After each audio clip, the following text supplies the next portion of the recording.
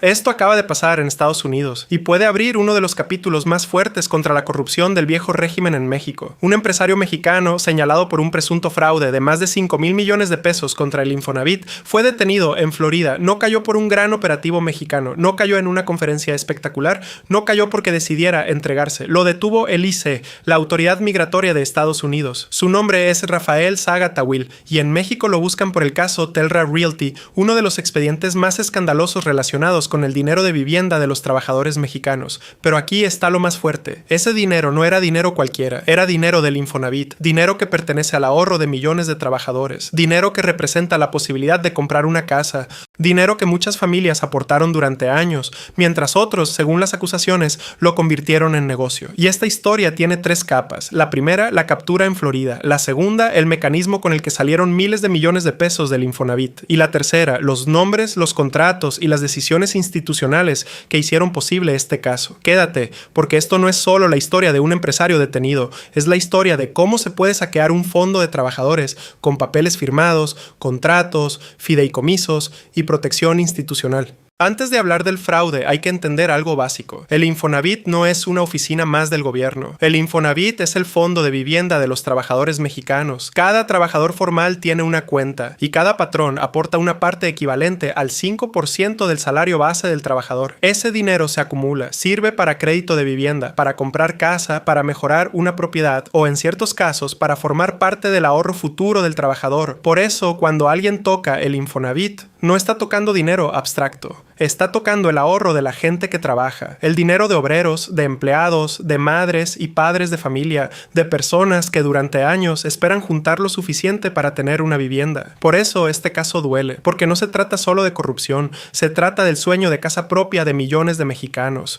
El nombre clave de esta historia es Telra Realty, una empresa vinculada a los hermanos Saga Tawil. En 2014, el Infonavit firmó contratos con esa empresa para desarrollar un programa llamado Movilidad Hipotecaria. La idea, en teoría, era ayudar a los derechohabientes a cambiar, vender, rentar o mover su vivienda según sus necesidades. Sonaba técnico, sonaba moderno, sonaba útil. Pero con el tiempo, ese contrato terminó convertido en uno de los expedientes más polémicos del Infonavit, porque según las acusaciones de la Fiscalía General de la República, Telra Realty habría recibido una indemnización millonaria tras la terminación anticipada de esos contratos, y esa indemnización fue de alrededor de 5,888 millones de pesos, más de 5,000 millones, por un contrato que según las investigaciones no habría entregado los resultados prometidos. Ese es el corazón del caso. 5,088 millones de pesos. Detente un momento en esa cifra. No son 5 millones, no son 50, son más de 5,000 millones de pesos. Dinero suficiente para financiar miles de viviendas, dinero suficiente para aliviar deudas, dinero suficiente para apoyar a familias que llevan años esperando una oportunidad para comprar casa. Y según lo presentado públicamente por autoridades del Infonavit, una parte de ese dinero fue devuelta, pero todavía faltarían miles de millones por recuperar. Ese es el punto que no se puede perder. La captura de Rafael Saga Tawil es importante, pero la gran pregunta sigue siendo otra. ¿Dónde está el dinero? Porque detener a una persona no repara automáticamente el daño. El daño se repara cuando el dinero vuelve, cuando se recuperan activos, cuando se demuestra quién participó y cuando el fondo de los trabajadores deja de pagar las consecuencias de decisiones tomadas desde arriba.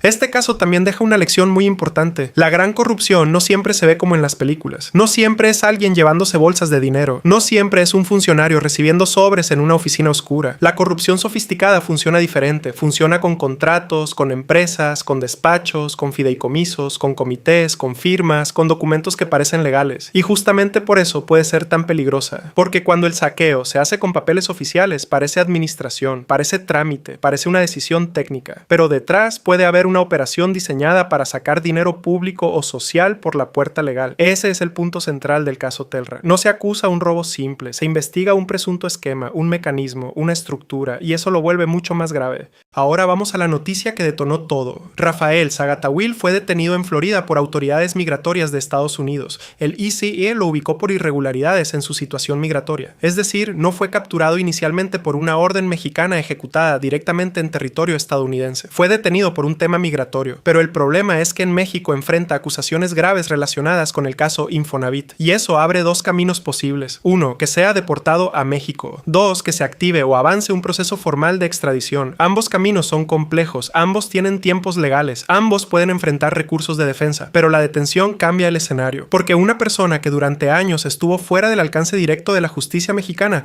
ahora está bajo control de autoridades estadounidenses, y eso puede modificar todo. Esta captura no ocurre en el vacío, llega en un momento donde el gobierno mexicano ha vuelto a colocar el caso Infonavit en la conversación pública. En diciembre de 2024, el director del Infonavit, Octavio Romero Oropesa, expuso públicamente casos de presunta corrupción dentro del instituto, entre ellos el caso Telra Realty. También habló de otros esquemas, viviendas vendidas más de una vez, créditos irregulares, notarios, despachos, funcionarios y redes que habrían afectado a miles de derechohabientes. Por eso la detención de Zagatawil en Florida no es una noticia aislada, es una pieza dentro de una historia mucho más grande, una historia sobre cómo se administró el dinero de vivienda de los trabajadores y sobre quién debe responder por eso. Aquí hay que ser cuidadosos, porque una cosa son los hechos documentados y otra son las responsabilidades legales que deben determinarse en tribunales. El contrato original con Telra Realty se firmó durante la gestión de Alejandro Murat al frente del Infonavit. Después, durante la gestión de David Penchina,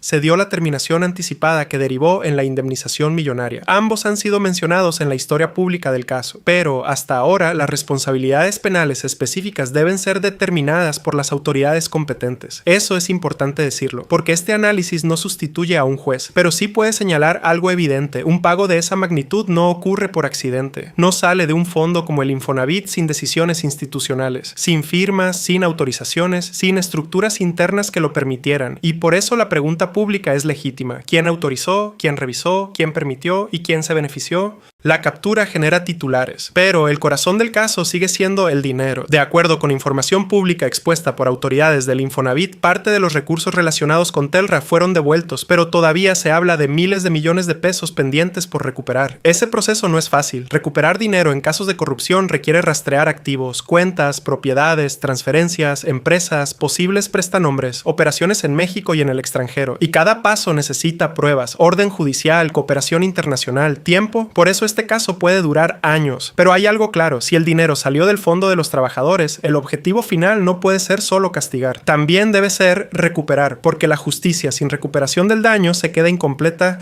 A veces las cifras grandes nos anestesian. 5,000 millones, 3,000 millones, miles de millones. Suena tan grande que se vuelve abstracto, pero hay que bajarlo a la vida real. Ese dinero pudo representar créditos, casas, apoyos, programas, mejores condiciones para trabajadores, menos deuda para familias, más acceso a vivienda. Cada peso que sale de un fondo como el Infonavit tiene consecuencias, porque el Infonavit no administra dinero muerto, administra el ahorro de personas reales, personas que trabajan turnos completos, que pagan transporte, que mantienen hijos, que sueñan con dejar de rentar, que esperan años para juntar puntos, que ven una casa como el patrimonio de toda una vida. Por eso este caso indigna, porque detrás del expediente hay familias y detrás del fraude presunto hay trabajadores. Este caso también habla de algo más grande, la impunidad. Durante años muchos casos de corrupción parecían seguir el mismo camino. Primero venía el escándalo, luego las investigaciones, después los amparos, después el silencio y finalmente el olvido. Esa era la apuesta de muchos implicados en grandes expedientes, que el tiempo enfriara todo,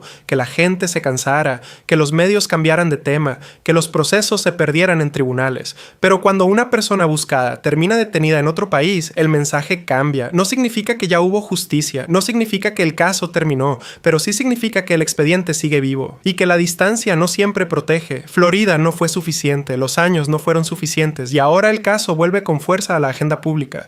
¿Qué viene ahora? Hay varios escenarios. El primero, que Estados Unidos avance por la vía migratoria y eventualmente lo deporte. Si eso ocurre, al llegar a México podría enfrentar los procesos pendientes. El segundo, que México solicite o fortalezca una petición formal de extradición. Ese camino suele ser más largo, requiere documentación, audiencias, decisiones judiciales y puede ser combatido por la defensa. El tercero, que su defensa en Estados Unidos logre retrasar o complicar el proceso. Eso también es posible. En casos de alto perfil, los abogados usan todas las herramientas disponibles. posibles. Por eso hay que ser claros, su detención no significa entrega inmediata, pero sí significa que el caso entró en una nueva etapa, y esa nueva etapa puede ser decisiva. Más allá del proceso judicial hay una responsabilidad política, porque el Infonavit es una institución clave para millones de mexicanos, y cualquier caso de esta escala obliga a revisar cómo se tomaban las decisiones, cómo se aprobaban contratos, cómo funcionaban los comités, cómo se supervisaban los recursos, cómo se permitía que una indemnización de miles de millones fuera autorizada, y por qué los controles internos no frenaron lo que hoy se investiga. Esa discusión es indispensable, porque castigar después es importante, pero prevenir antes es todavía más importante. Si el sistema que permitió el saqueo no cambia, el riesgo permanece, con otros nombres, con otras empresas, con otros contratos, pero con la misma lógica.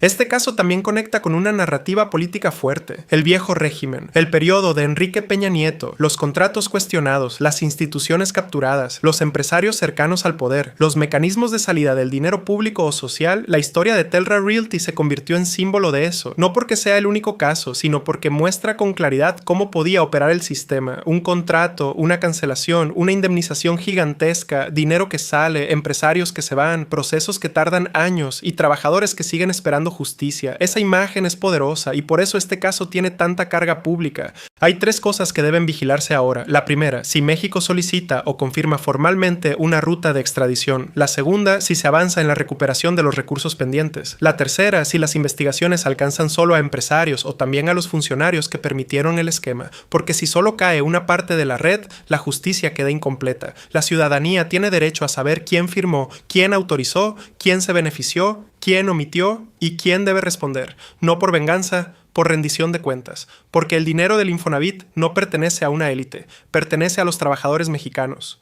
Quédate con esto, la captura de Rafael Zagatawil en Florida no cierra el caso, lo abre de nuevo, lo pone frente a México, lo devuelve a la conversación nacional y obliga a hacer la pregunta más importante: ¿cuándo va a regresar el dinero? Porque este caso no se trata solo de una persona detenida, se trata de un presunto fraude de más de 5,000 millones de pesos, se trata de contratos firmados, de decisiones institucionales, de funcionarios que tuvieron que autorizar, de empresarios que recibieron recursos y de trabajadores que vieron comprometido el dinero que debería servir para vivienda. La corrupción sofisticada no siempre entra por la puerta trasera, a veces entra por la puerta principal, pues con traje, con contrato, con firma y con sello institucional. Por eso este caso importa, porque muestra que la corrupción no solo roba dinero, roba tiempo, roba vivienda, roba confianza, roba futuro. Ahora la pregunta es, ¿México logrará traerlo de regreso? ¿Se recuperarán los miles de millones pendientes? ¿Y se llegará hasta los funcionarios que hicieron posible este esquema? Te leo en los comentarios. Suscríbete a Noti MX si quieres seguimiento claro, directo y con contexto sobre este caso. Activa la campanita, comparte este video con alguien que necesita entender por qué el caso Infonavit importa tanto. Esto fue Noti MX. El dinero de los trabajadores mexicanos tiene dueño y esta historia merece contarse hasta el final. Nos vemos en el próximo video.